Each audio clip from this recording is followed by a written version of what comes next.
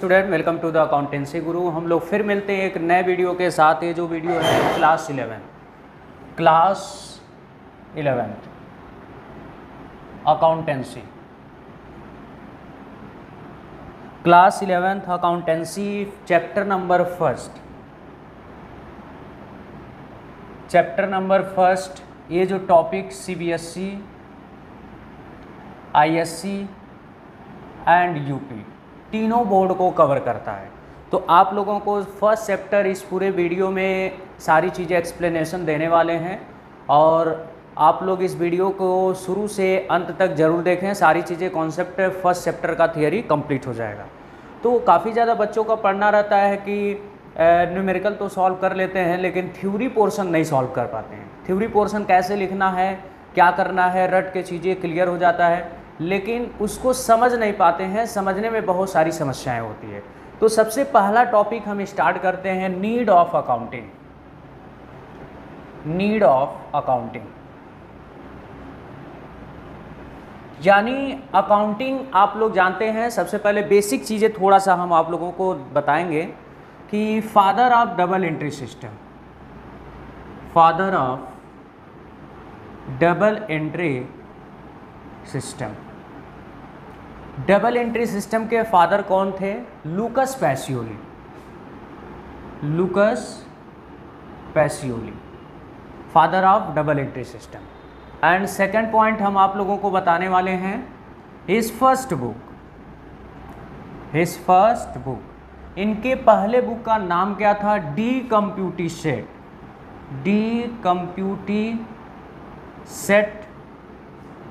स्क्रैप्चरीज। डी कंप्यूटी सेट स्क्रैप्चरीज इनके फर्स्ट बुक का नाम था। और सिंस कब ये बुक आया था? 1494 में आया था। और ये बिलोंग कहाँ से करते थे? इटली के वेनिस के शहर से बिलोंग करते थे। बेसिक ये चीज़ें हैं आप लोगों के लिए, ये चीज़ें जानना आप लोगों के लिए बहुत ही महत्वपूर्ण है। लगभग बच्चे 12th पास हो जाते हैं, कंपटीशन की तैयारी करते हैं, ये सब सारी चीज़ें नहीं जानते हैं। तो आप लोगों को हम ये नहीं चाहेंगे कि आप लोग ना जानिए, आप लोग ज़रूर इस सारी चीज़ को जानिए कि होता क्या है। और सिस्टम जो अकाउंटिंग सिस्टम होता है, अकाउंटिंग सिस्टम दो सिस्टम होता है।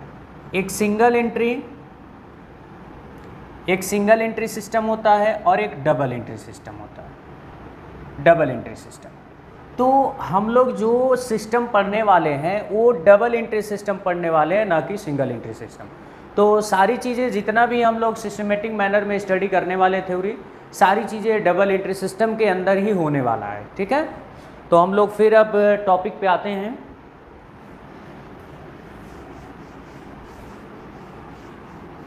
तो इसमें फर्स्ट टॉपिक हम लोग ये जानते हैं, need of accounting. Need of accounting होता क्या है इसके बारे में पहले समझते हैं। देखिए, अकाउंटिंग की ज़रूरत क्यों पड़ा?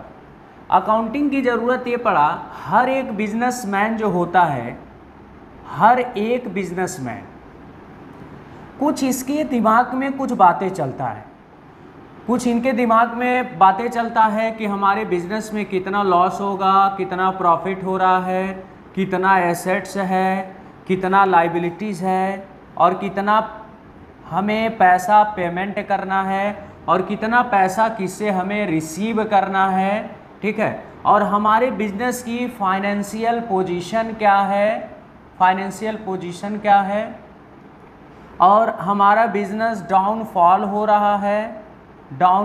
रहा है या ग्रोथ हो रहा है।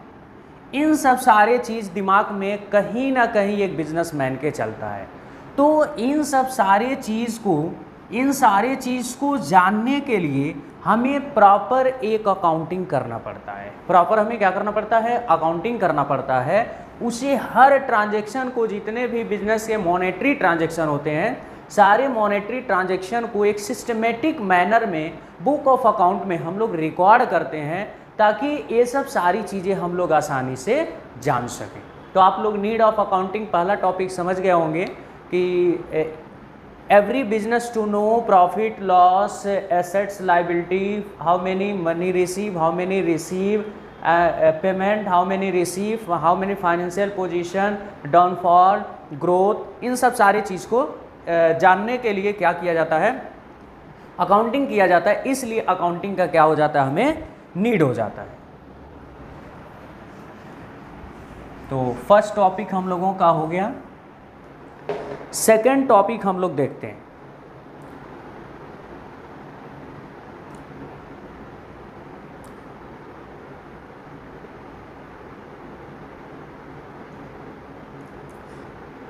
सेकंड टॉपिक है meaning of accounting. Second topic है मीनिंग ऑफ अकाउंटिंग। देखिए, अकाउंटिंग का मतलब ये होता है जो बिजनेस के ट्रांजैक्शन होते हैं, जितने भी बिजनेस के मॉनेटरी ट्रांजैक्शन होते हैं, मॉनेटरी ट्रांजैक्शन होते हैं, इन सारे ट्रांजैक्शन को क्या करना, क्लासीफाइंग करना। सारे ट्रांजैक्शन को क्या करना, क्लासीफाइंग करना, रिकॉर्डिंग करना एंड समराइजिंग करना,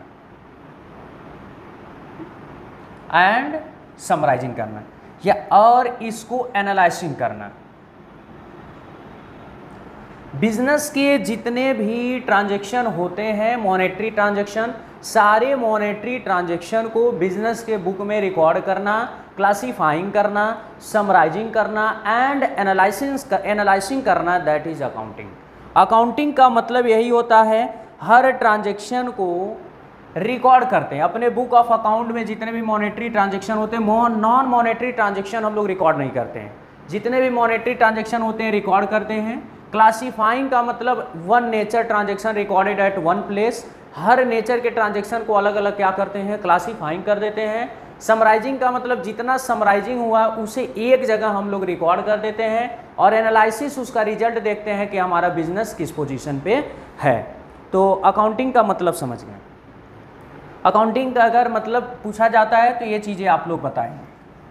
फिर अगला टॉपिक है features of accounting. Features of accounting,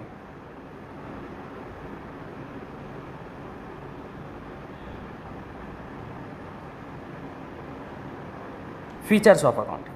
पहला जो है, accounting is an art as well as science.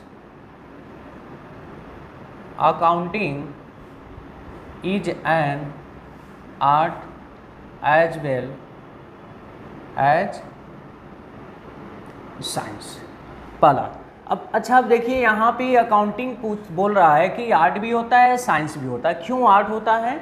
Art इसलिए होता है कि ट्रांजैक्शन को हम लोग एक टेक्निक मेथड से, एक स्पेसिफाइड मेथड से बुक में ट्रांजैक्शन को रिकॉर्ड करते हैं। क्या करते हैं? रिकॉर्ड करते हैं, और उसको क्लासीफाइंग करते हैं, और फिर उसको क्या करते हैं, समराइजिंग करते हैं। तो that is art.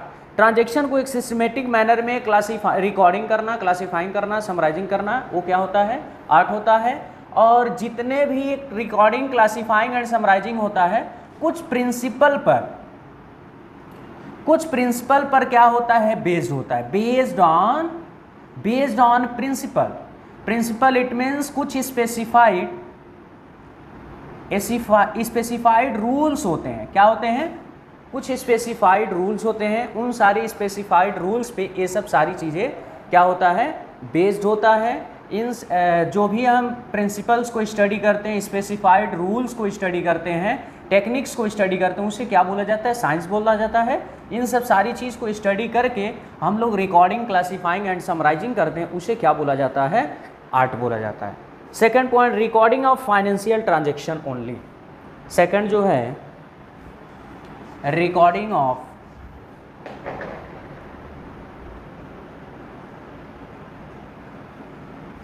Financial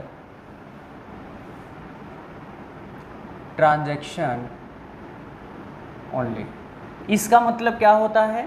business में जो भी ट्रांजैक्शन रिकॉर्ड होता है, केवल फाइनेंशियल नेचर के ट्रांजैक्शन रिकॉर्ड होते हैं। फाइनेंशियल नेचर का मतलब ये हुआ जिस ट्रांजैक्शन को रिकॉर्ड करने से आपकी फाइनेंशियल पोजीशन क्या हो सके, फाइनेंशियल पोजीशन जो है चेंज हो सके, क्या हो सके, चेंज हो सके। या तो फाइनेंशियल पोजीशन आपका बढ़ सके या तो फाइनेंशियल पोजीशन घटता है, तो उसे क्या बोला जाता है, फाइनेंशियल नेचर के ट्रांजैक्शन। जितने भी हमारे बिजनेस में ट्रांजैक्शन होते हैं फाइनेंशियल कैरेक्टर के ट्रांजैक्शन रिकॉर्ड होते हैं। जिस ट्रांजैक्शन को रिकॉर्ड करने से आपके फाइनेंशियल पोजीशन में चेंजिंग आता है वही ट्रांजैक्शन रिकॉर्ड होता है। फिर next, recording in terms of money. Recording in terms of money, देखो जो भी हमारे बिजनेस में ट्रांजैक्शन होते हैं, हमारे बिजनेस में बहुत सारे ट्रांजैक्शन होते हैं, वो सारे ट्रांजैक्शन जो है मॉनेटरी के फॉर्म में होना चाहिए, मॉनेटरी के फॉर्म में होना चाहिए। वही ट्रांजैक्शन हमारे बुक में क्या होगा, रिकॉर्ड होगा। इट मीन्स उस ट्रांजैक्शन को हम लोग बुक में रिकॉर्ड करते हैं जिस ट्रांजैक्शन को मनी में एक्सप्रेस्ड कर सकें, मनी में क्या कर सकें, एक्सप्रेस्ड कर सके, दिखा सकें, उसी ट्रांजैक्शन को हम लोग क्या कर सकते हैं, रिकॉर्ड कर सकते हैं अकाउंटिंग में। नेक्स्ट जो है क्लासीफाइंग, चौथा क्लासीफाइंग। क्लासीफाइंग का मतलब ये होता है बिजनेस के सारे ट्रांजैक्शन सबसे पहले किस में रिकॉर्ड किए जाते हैं, जर्नल में।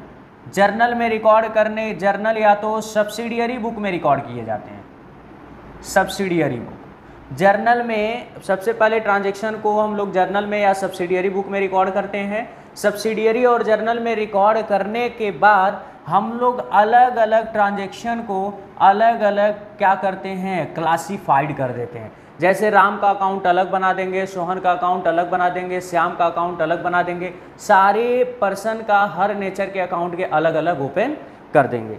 उसके बाद अलग अलग अकाउंट ओपन कर देंगे। उसके बाद आता है समराइजेशन।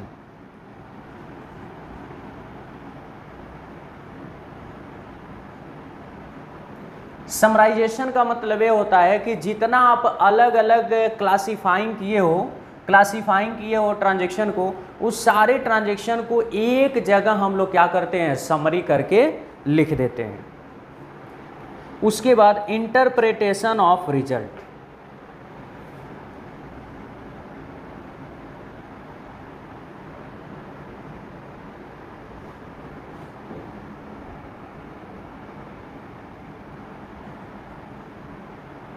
इंटरप्रिटेशन ऑफ रिजल्ट यानी बिजनेस के सारे ट्रांजैक्शन को एक अलग सिस्टमेटिक मैनर में हम लोग इंटरप्रेट करते हैं। जैसे ट्रेडिंग अकाउंट बनाते हैं, पीएल अकाउंट बनाते हैं और बैलेंस शीट बनाते हैं। ट्रेडिंग अकाउंट बनाने से ग्रॉस प्रॉफिट ग्रॉस लॉस पता चलता है, पीएल को बनाने से नेट प्रॉफिट नेट लॉस पता चलता है, बैलेंस शीट को बनाने से एसेट्स और लायबिलिटी।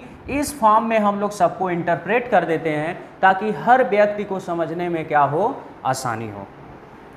फिर नेक्स्ट फीचर जो है कम्युनिकेटिंग।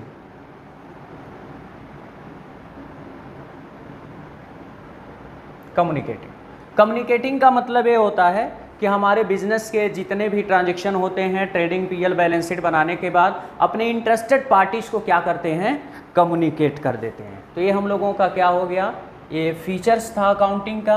तो 2 टॉपिक आप लोगों का 3 टॉपिक कवर हो गया।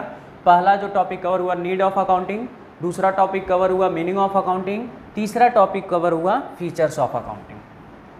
तो फिर अगला टॉपिक हम लोग स्टार्ट करते हैं।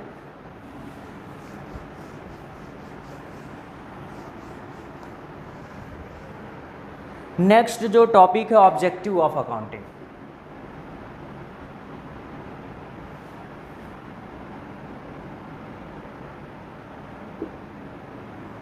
देखिए ऑब्जेक्टिव ऑफ अकाउंटिंग में ये भी पॉइंट वाइज सारी चीज़ें समझा दे देते हैं। To keep systematic record of business transaction. यानी हमारे बिजनेस के जितने भी ट्रांजैक्शन होते हैं एक सिस्टमेटिक मैनर में हम लोग क्या करते हैं, ट्रांजैक्शन को रिकॉर्ड करते हैं। जैसे सबसे पहले जर्नल बनता है, फिर लेजर बनता है, फिर ट्रायल बैलेंस बनता है और फिर फाइनल अकाउंट बनता है। ठीक है, तो एक सिस्टमेटिक मैनर में हम लोग सारे ट्रांजैक्शन को क्या करते हैं, रिकॉर्ड कर देते हैं। फिर सेकंड जो है to calculate profit and loss, to calculate profit and loss. इसका मतलब क्या होता है, to calculate profit and loss का मतलब ये हो गया कि हमारे बिजनेस के जितने भी ट्रांजैक्शन होते हैं, बिजनेस के जितने भी ट्रांजैक्शन होते हैं उसे रिकॉर्ड करके हम बिजनेस के प्रॉफिट एंड लॉस को क्या करते हैं, कैलकुलेट करते हैं। जैसे ट्रेडिंग अकाउंट बनाकर, पीएल अकाउंट बनाकर, इससे हम लोग प्रॉफिट और लॉस को डिटरमाइन कर लेते हैं।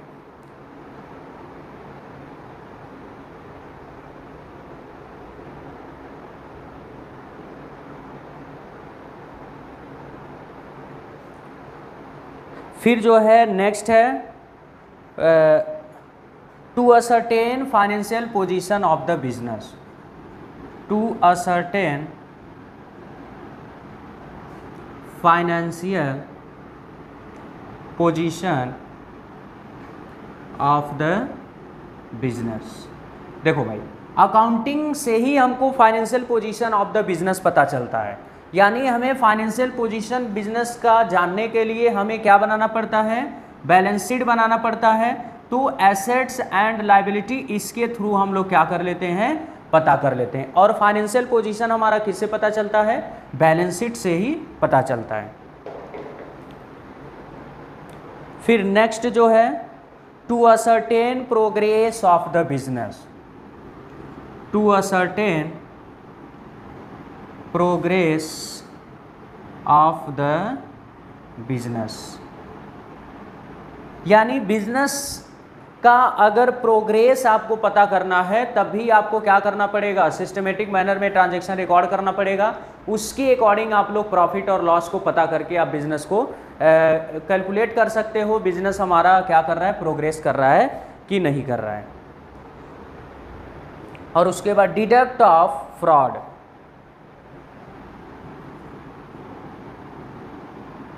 Deducted of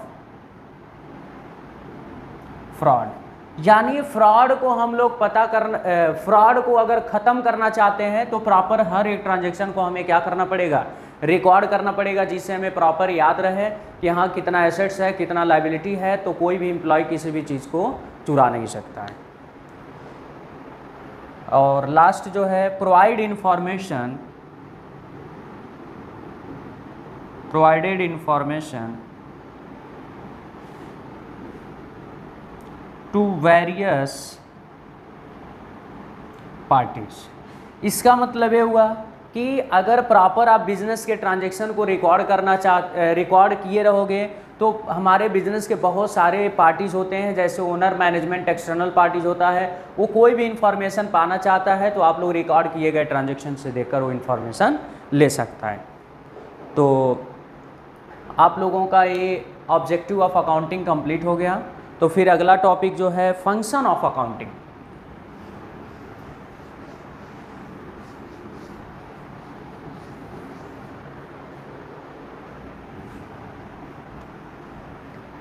function of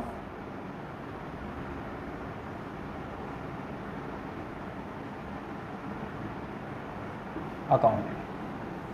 function of accounting में फर्स्ट जो है maintain complete and systematic record, maintaining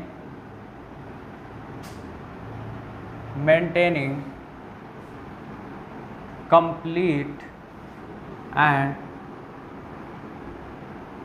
systematic record. देखो बिजनेस के जितने भी ट्रांजैक्शन होते हैं सारे ट्रांजैक्शन को आपको कंप्लीटली रिकॉर्ड करना, आधे अधूरा नहीं रिकॉर्ड करना है, ठीक है। और एक सिस्टमेटिक मैनर में, जैसे पीछे हमने बताया जर्नल, लेजर, ट्रायल बैलेंस, कुछ इस तरीके से सिस्टम चलता है।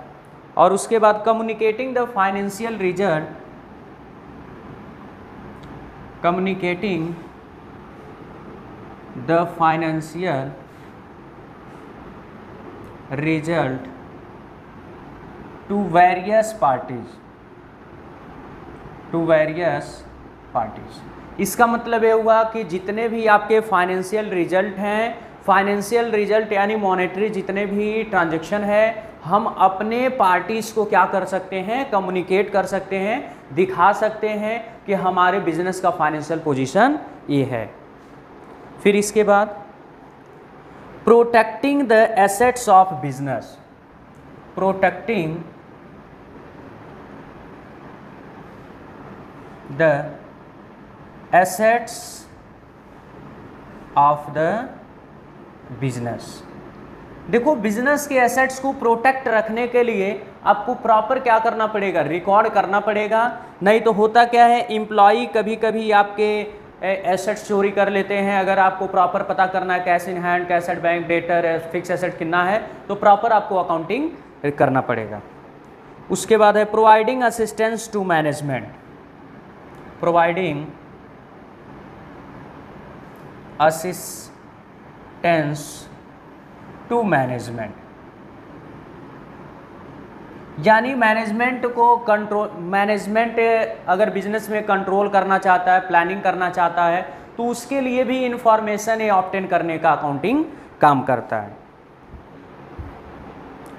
तो ये हम लोगों का क्या रहा, फंक्शन रहा। फिर इसके बाद अगला टॉपिक हम लोगों का स्टार्ट होता है बुक कीपिंग, फिर अकाउंटिंग और फिर अकाउंटेंसी। अब देखते हैं हम लोग बुक कीपिंग क्या होता है।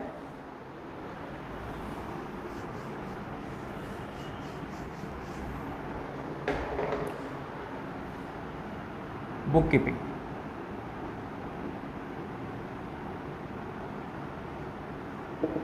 देखिए बुक कीपिंग की बात किया जाए, बुक कीपिंग आर्ट भी होता है और साइंस भी होता है, दोनों अप्लाई होता है बुक कीपिंग में। यानी बुक कीपिंग का ही मतलब होता है बिजनेस के जितने भी मॉनेटरी ट्रांजैक्शन हैं, मॉनेटरी ट्रांजैक्शन को क्या करना, रिकॉर्ड करना, that is book keeping. Book keeping का मतलब क्या होता है, every transaction recorded in the business in form of money, money के फॉर्म में जितने भी ट्रांजैक्शन होते हैं हम उसे क्या करते हैं, बुक में रिकॉर्ड करते हैं। इसलिए रिकॉर्ड करते हैं क्योंकि मनुष्य का नेचर होता है भूलना, वो ट्रांजैक्शन को बहुत ज़्यादा याद नहीं रख सकता है। और अकाउंटिंग क्या होता है, अकाउंटिंग का मतलब ये होता है जितने भी बिजनेस के ट्रांजैक्शन होते हैं, जितने भी बिजनेस के ट्रांजैक्शन होते हैं, सारे ट्रांजैक्शन को समराइज, क्लासीफाइंग करना,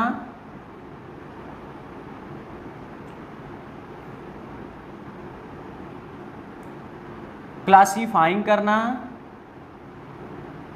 समराइजिंग करना इन फॉर्म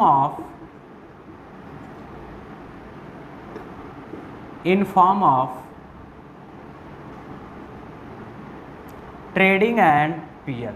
यानी सारे ट्रांजैक्शन को हम लोग क्लासीफाइंग करते हैं और समराइज करते हैं ताकि प्रॉफिट एंड लॉस को और बैलेंस शीट को हम लोग बना सकें।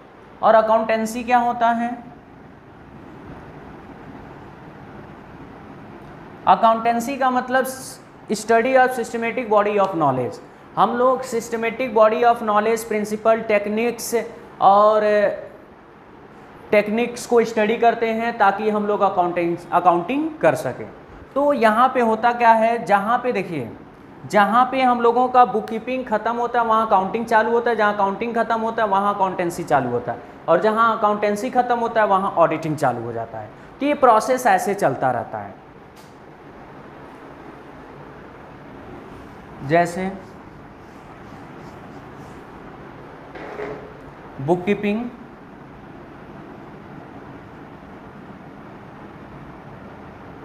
बुक कीपिंग के बाद होता है अकाउंटिंग, फिर अकाउंटिंग के बाद होता है अकाउंटेंसी, और अकाउंटेंसी के बाद होता है ऑडिटिंग। तो बुक कीपिंग जहाँ ख़त्म होगा वहाँ अकाउंटिंग चालू होगा, अकाउंटेंसी जहाँ ख़त्म होगा अकाउंटेंसी स्टार्ट होगा, अकाउंटेंसी एंड होगा तो ऑडिटिंग एंड हो जाएगा। ऑडिटिंग स्टार्ट हो जाएगा। तो इस तरीके से प्रोसेस हम लोगों का चलता रहता है। तो ये टॉपिक कितना कंप्लीट हो गया। तो आप लोग बुक कीपिंग अकाउंटिंग कुछ है आप लोगों के लिए हम दे रहे हैं, difference between book keeping and accounting, और फिर difference between accounting and accountancy. ये चीज़ें आप लोग देखेंगे, 2 टॉपिक आप लोग देख लेंगे, क्योंकि तीनों का मतलब हम समझा दिए तो ये चीज़ें आसानी से आप लोग समझ सकते हैं। फिर अगला टॉपिक है टाइप्स ऑफ अकाउंटिंग, जिसे बोला जाता है सब फील्ड्स ऑफ अकाउंटिंग।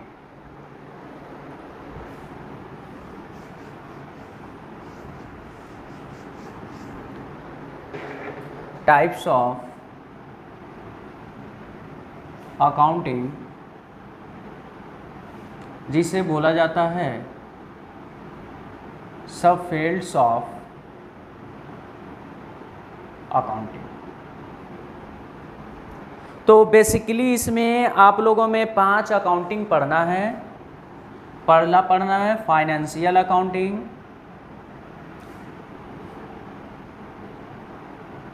सेकंड पढ़ना है कॉस्ट अकाउंटिंग,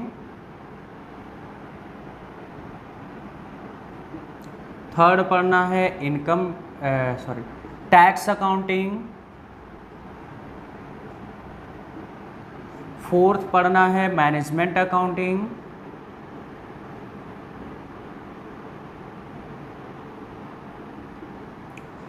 और फिफ्थ पढ़ना सोशल रिस्पॉन्सिबिलिटी अकाउंटिंग।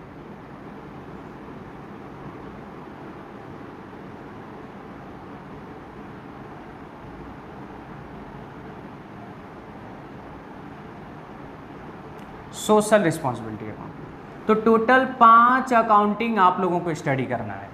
तो अब सारे के बारे में हम एक्सप्लेन कर लेते हैं। फाइनेंशियल अकाउंटिंग उसे कहा जाता है जो बिजनेस के जितने मॉनेटरी ट्रांजैक्शन होते हैं उसे रिकॉर्ड करते हैं। रिकॉर्ड करने के बाद अपने बिजनेस के प्रॉफिट, लॉस, एसेट्स, लाइबिलिटीज, इन सब सारे चीज़ को जानने के लिए हम लोग क्या यूज करते हैं, फाइनेंशियल अकाउंटिंग। अलग अलग एक ब्रांच है, इसे ब्रांच ऑफ अकाउंटिंग भी बोल सकते हैं। अलग अलग ब्रांच है, जिस टाइप के कंसर्न आपके बिजनेस होते हैं उस नेचर के आप लोग उस ब्रांच आपको अकाउंटिंग यूज करना पड़ेगा। अगर आप बिजनेस ऑपरेट कर रहे हो, बिजनेस के फाइनेंशियल पोजीशन, एसेट, लायबिलिटी जानना चाहते हो तो आपको क्या अप्लाई करना पड़ेगा, financial accounting.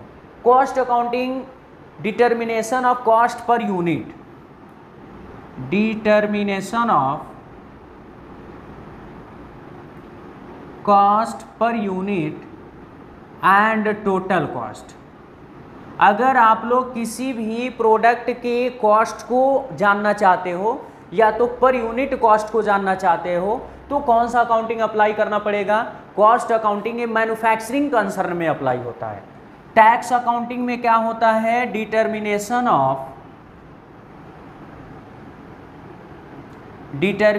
Of tax such as income tax and GST. अगर आप बिजनेस के जीएसटी को कैलकुलेट करना चाहते हो, किसी भी व्यक्ति के इनकम पर कितना टैक्स लगता है, अगर इसको कैलकुलेट करना है तो टैक्स अकाउंटिंग पढ़ना पड़ेगा। और मैनेजमेंट अकाउंटिंग में होता है बिजनेस के every transaction recorded for the purpose of information obtain by management for decision making in future. यानी बिजनेस के जितने भी ट्रांजैक्शन होते हैं हमें अपने बुक ऑफ अकाउंटिंग में सिस्टमेटिक मैनर में रिकॉर्ड किया जाता है ताकि मैनेजमेंट को किसी भी प्रकार के इंफॉर्मेशन ऑब्टेन करना है तो उसे ऑब्टेन करके डिसीजन ले सके। सोशल रिस्पॉन्सिबिलिटी अकाउंटिंग, ये मतलब पब्लिक के वेलफेयर में हम लोग काम करते हैं। जैसे बिजनेस हमारा किस पे डिपेंड होता है, सोसाइटी पे डिपेंड होता है। हम लोग बिजनेस करते हैं, सोसाइटी को सामान बेचते हैं, उन्हीं से प्रॉफिट लेते हैं, तो मेरा रिस्पॉन्सिबिलिटी भी बनता है सोसाइटी के ऊपर कुछ खर्च करना। तो अब यहाँ पे हम आइडेंटिफाई करते हैं, क्लासीफाइंग करते हैं कि क्या क्या पब्लिक को नीड है, उस चीज़ को हम प्रोवाइड करना चाहते हैं, तो उन सारी चीज़ को क्या उन सारी चीज़ को रिकॉर्ड करते हैं तो उसे क्या बोला जाता है, सोशल रिस्पॉन्सिबिलिटी अकाउंटिंग। तो ये टॉपिक खत्म हो गया। अगला टॉपिक है आप लोगों का parties of interested, users of accounting, users of accounting.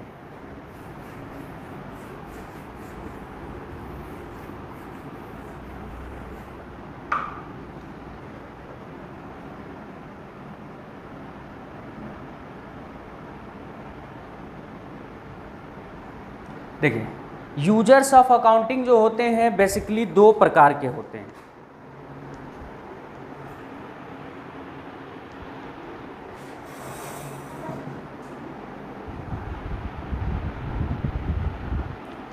Users of accounting basically दो प्रकार के होते हैं, एक एक्सटर्नल यूजर्स, एक इंटरनल यूजर्स। यूजर्स का मतलब ये हो गया कि हमारे अकाउंटिंग को कौन कौन से पार्टीज यूज करता है, यानी हमारे अकाउंटिंग में कौन कौन से पार्टीज को इंटरेस्टेड है कि हमारा फाइनेंशियल पोजीशन जानना चाहता है। एक होता है external,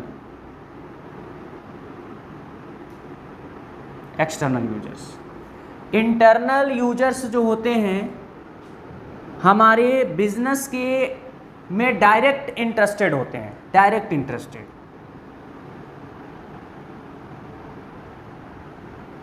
such as owner and management। देखिए, जो डायरेक्ट इंटरेस्टेड हमारे बिजनेस में होते हैं उसे क्या बोला जाता है?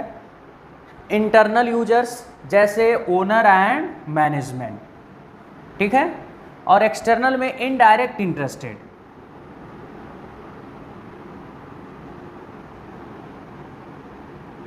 इनडायरेक्ट इंटरेस्टेड होते हैं जैसे गवर्नमेंट, बैंक, एम्प्लॉय, ये सब इनडायरेक्ट इंटरेस्टेड होते हैं। तो अगर बात किया जाए इसमें क्या क्या आता है, तो दो लोग आते हैं, ओनर आता है एंड मैनेजमेंट आता है। और इसमें जो है बैंक आ जाएगा, गवर्नमेंट आ जाएगा, एम्प्लॉय आ जाएगा, और फिर जो है investor, investor, supplier and customer, ये सब एक्सटर्नल यूजर्स होते हैं। यानी ये लोग डायरेक्ट इंटरेस्ट नहीं रखते हैं हमारे बिजनेस में, इनडायरेक्टली इंटरेस्ट रखते हैं। तो हम लोगों के बिजनेस में एक्सटर्नल यूजर्स हो जाते हैं और क्या हो जाते हैं? इंटरनल। और इंटरनल यूजर से हमारे बिजनेस के हर एक बुक्स को देख सकते हैं, और एक्सटर्नल यूजर्स को अपने बिजनेस के हर एक बुक को नहीं दिखाया जाता है। कुछ सीक्रेट बुक होता है जो उन लोगों को प्रोवाइड नहीं किया जाता है। तो ये हम लोगों का यूजर्स ऑफ अकाउंटिंग है।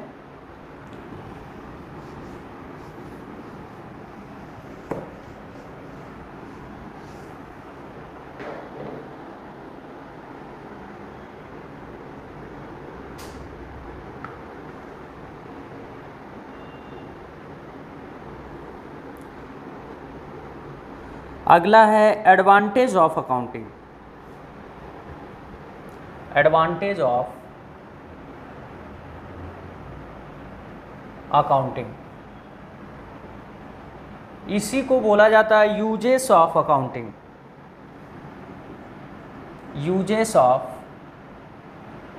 अकाउंटिंग और करके लिख सकते हो। तो हमारे अकाउंटिंग के एडवांटेज क्या है? पहला जो है helpful in management of business,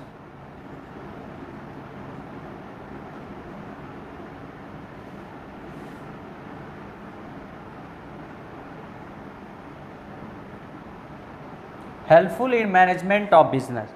देखिए, बिजनेस के जितने भी ट्रांजैक्शन होते हैं हमारे मैनेजमेंट के लिए बहुत ही ज़्यादा हेल्पफुल होता है, क्योंकि किसी भी तरह के डिसीजन करना रहता है और कोई भी प्लानिंग करना होता है और कोई भी डायरेक्टिंग करना होता है, तो सब इंफॉर्मेशन के अकॉर्डिंग मैनेजमेंट क्या करता है? ये सब सारी चीज़ें करता है। अब इसमें क्या क्या, जैसे प्लानिंग करना है, अगर प्लानिंग करना है तो मैनेजमेंट को बिजनेस के ट्रांजैक्शन को ज़रूरत पड़ता है। फिर अगर डिसीजन लेना है तब भी ज़रूरत पड़ेगा। फिर कंट्रोलिंग करना है तब भी हमारे मैनेजमेंट में क्या होगा? ज़रूरत पड़ता है अकाउंटिंग का। सेकंड जो है providing complete and systematic record, providing complete and systematic record, यानी हमें हर एक इंफॉर्मेशन कंप्लीटली प्रोवाइड कर देता है और एक सिस्टमेटिक मैनर में रिकॉर्ड रहता है, जर्नल लेजर ट्रायल बैलेंस। और इसमें बहुत सारी चीज़ें होता है, जैसे इसमें ऑब्जेक्टिव आप लोग कर सकते हो, और to determine financial position of the business and to determine profit and loss of the business, ये सब सारी चीज़ें हमारे किस में आ जाते हैं, एडवांटेज में आ जाते हैं। तो फिर इस चैप्टर में लगभग सारा टॉपिक कंप्लीट हो गया। अब इसके बाद लास्ट टॉपिक है limitation, limitation of accounting.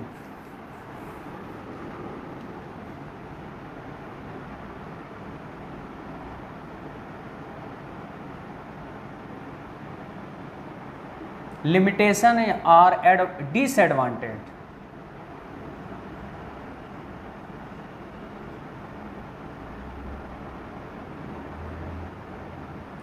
Disadvantage of accounting, limitation को आप लोग क्या बोल सकते हो, डिसएडवांटेज।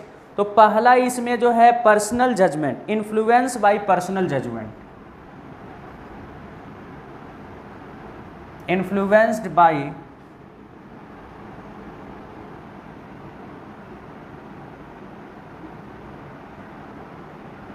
पर्सनल जजमेंट, यानी इसमें कुछ ऐसे एक्सपीरियंस पर्सन लोग होते हैं, इसमें पर्सनल जजमेंट भी दे देते हैं, पर्सनल प्रिंसिपल भी दे देते हैं, ठीक है, जो उन लोगों को वेटेज ज़्यादा दिया जाता है।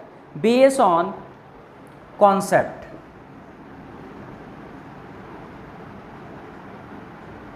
कॉन्सेप्ट एंड कन्वेंशन, यानी ये जो होता है, ये जो अकाउंटिंग होता है कुछ कॉन्सेप्ट एंड कन्वेंशन पर बेस होता है। आपको अकाउंटिंग करने के लिए क्या करना पड़ेगा, उस कॉन्सेप्ट और कन्वेंशन को स्टडी करना पड़ेगा, और कॉन्सेप्ट और कन्वेंशन नहीं स्टडी करेंगे तो आप लोग अकाउंटिंग नहीं कर पाओगे। इनकम्प्लीट इंफॉर्मेशन,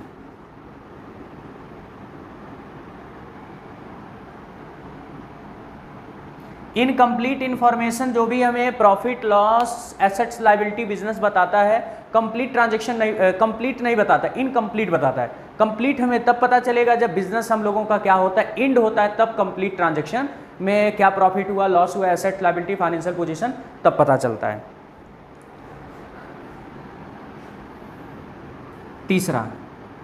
चौथा, omission of qualitative transaction, omission of qualitative transaction, यानी क्वांटिटेटिव ट्रांजैक्शन को केवल कंसीडर करता है, क्वालिटेटिव जो क्वालिटी पर डिपेंड होता है, जैसे परफॉर्मेंस एम्प्लॉय का बहुत अच्छा है, उसकी स्मार्टनेस बहुत अच्छी है, तो उन सारी चीज़ को इसमें कंसीडर नहीं किया जाता है। Based on next, based on historical, ये हिस्टोरिकल पे बेसिस होता है। हिस्टोरिकल का मतलब ये हो गया सारी चीज़ें पुराने जो प्राइस होता है उस पर सारी चीज़ें अकाउंटिंग की जाती है, यानी जो प्राइस लेवल चेंज होता है उस पर ट्रांजैक्शन को रिकॉर्ड नहीं किया जाता है। तो ये हम लोगों का क्या है, लिमिटेशन है, ठीक है। तो हम लोग फिर मिलते हैं।